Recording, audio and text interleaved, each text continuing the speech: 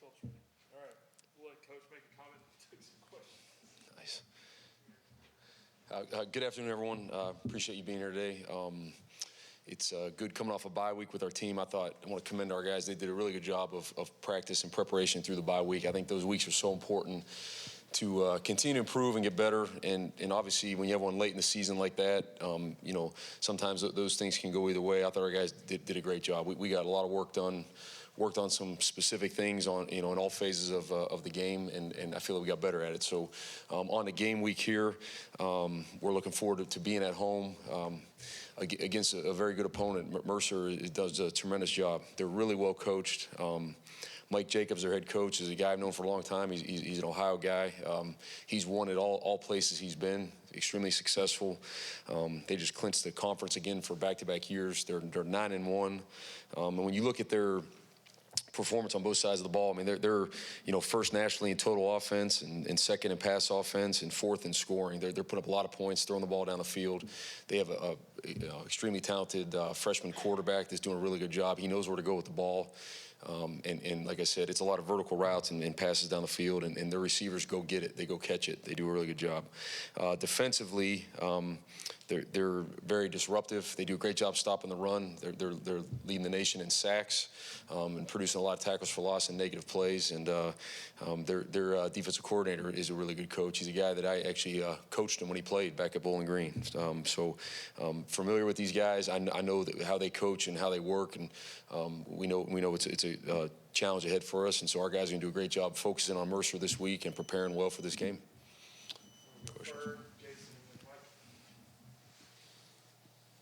DJ, you guys made a decision on what y'all are going to do with Ashton and just the redshirt situation and all that at quarterback heading into this week? I had a bet on if that'd be the first question or not, so I thank you. Yes, we do. I feel you have a great responsibility as a head coach to do what is best for your football team and your program at all times. That's what you're hired to do. That's what you need to do. I also feel you have a great responsibility to the young men that you coach and their families to do what is best for them. And anytime you can kind of thread that needle where those two things align together, obviously that's the best and what makes it work. And I think in this case, we have that. I think the best thing for Ashton is to be able to preserve his redshirt year and be able to come back and play another year. I think it's tremendous for this program and also for him. I think he has great football ahead of him. And so we are going to do that. He will not play in this game so that he can keep that redshirt year. And again, I just think it's clearly the right thing to do. Adding to that, do you know what you will do at quarterback, Jackson, whether it's Deuce kind of getting his shot, or have y'all decided that yet? Both those guys are going to play in this game, Jackson and Deuce, and we're going to go through the practice week and kind of sort out what exactly that looks like. But I met with them both yesterday. They are both tremendously excited about this. I feel like Deuce has a lot of great football ahead of him and hasn't had that opportunity. He's going to get that opportunity. And you could just tell a difference in we practiced last night. You could tell a difference in him right there. And I think the same with Jackson. Jackson's a tremendously talented guy. We're going to put together a great plan for both these guys to have success. And I told their teammates it's their job to rally around them too. And I know those guys will. They feel strongly about that. And so I'm looking forward to how the entire team responds behind those guys.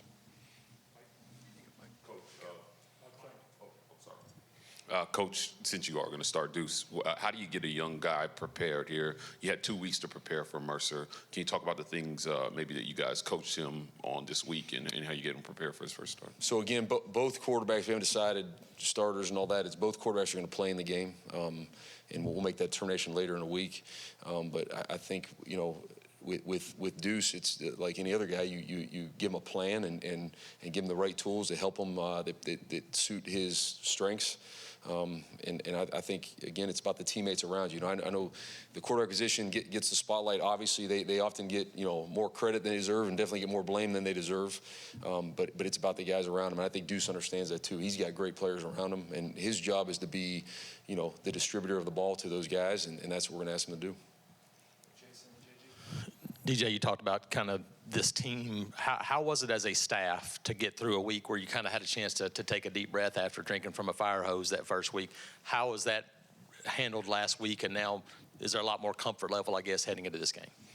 Yeah, I think absolutely. I think like in this game week, we're a lot more settled into what the, I guess, the new norm is and what that looks like. I know for me in particular as well. So that was certainly helpful in that.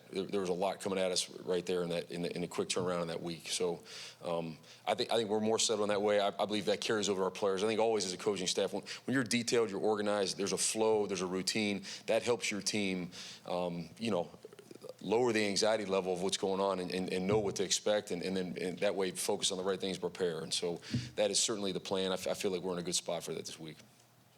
DJ, have you spoken with Cohen about the job and interviewed with him? Have you had that conversation with him? I view every day here on the job as an interview. I think that's what I'm doing. I think you're getting a good glimpse of what I will be as a head coach here, and so I think I just treat it that way. And certainly there's conversations almost daily with him and our administration about a lot of things in the program, like would be the norm anyways. And so that's how it is. Our focus is solely on this team right now, preparing for the game this week, and that's it. And those things I think will play out and handle themselves as we go. DJ, obviously the announcement today that Iron Bowl is going to be a night game, and everyone's looking forward to that. But you mentioned how talented Mercer is as an offense. How important is it going to be for your team to stay locked in this weekend and not look ahead to the Iron Bowl?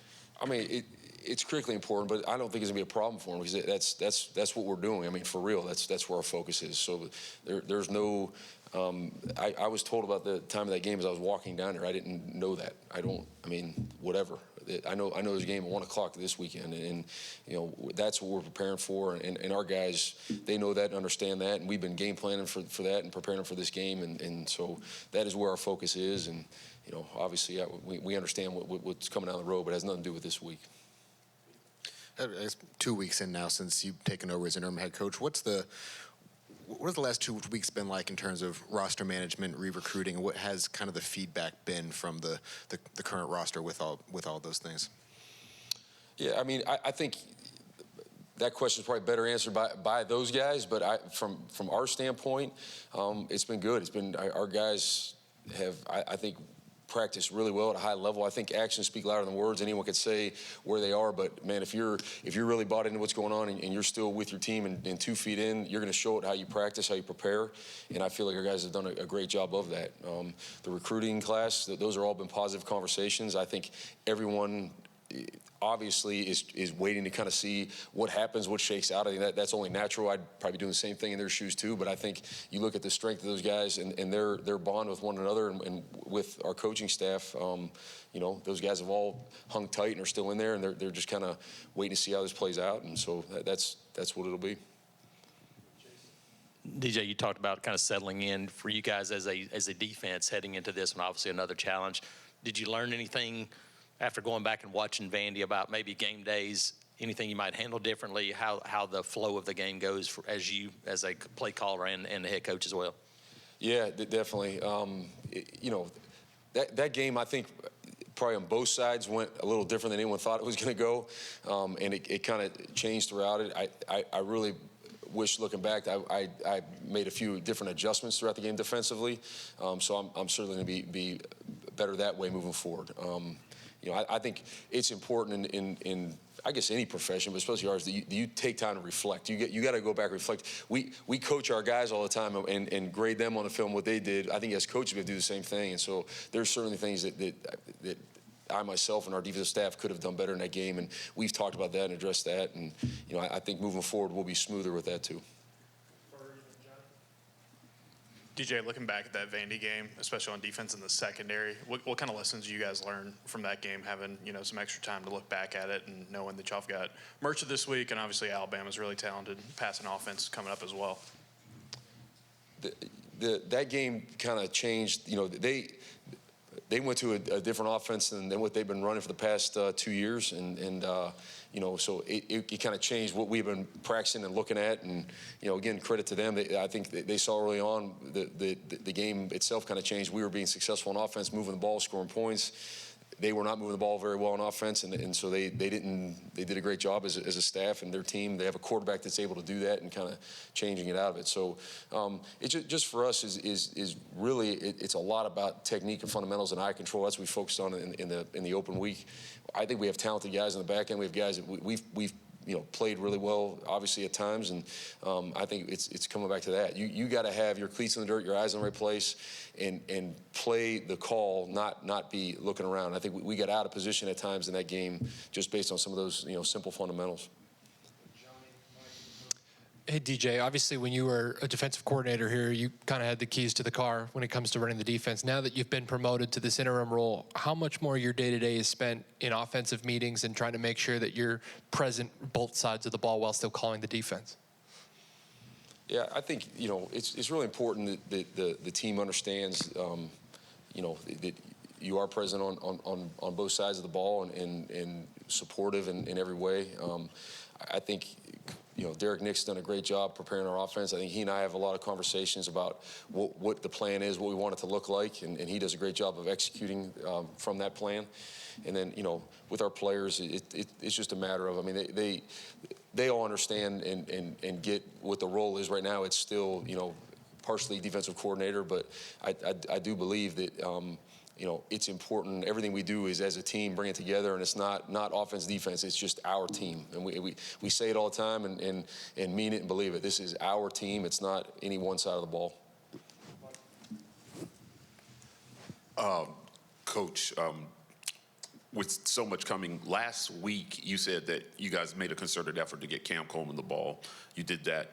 He came up a little hobbled at times during the game. Can you talk about his status this week and how he looks headed into Mercer, and if you guys are going to take the same approach? Yeah, Cam's healthy. He's great. He's been practicing, doing well. So he's full go. I think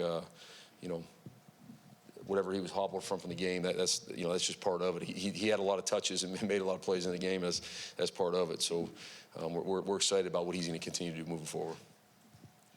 DJ, what was Ashton's reaction when y'all had those conversations and you finally told him, hey, this is what we'd like to do? Obviously, his input was important in that too, but how did he just sort of, I guess, take those conversations and take potentially sitting and then trying to come back and play?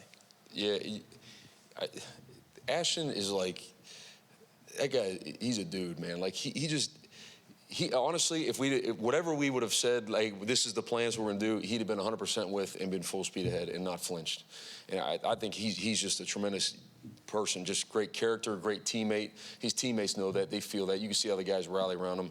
He's amazing. And then I think, you say all that, it's like, okay, well, how does that happen? And then you get on the phone with his mom and dad, and it's like, well, okay, well, that's pretty clear where he came from. They're just tremendous people and just about the team, about the right things. Both mom and dad are coaches as well, and so you can tell where all that comes from. So I think it's very clear what the right thing to do is. That's why we're doing it. But I also want to be very clear, like, it's not something they were pressuring or pushing, or this is just, they were ready to do whatever the team asked of them, and I think it's just pretty incredible. All right, thank you, Coach. Thank you.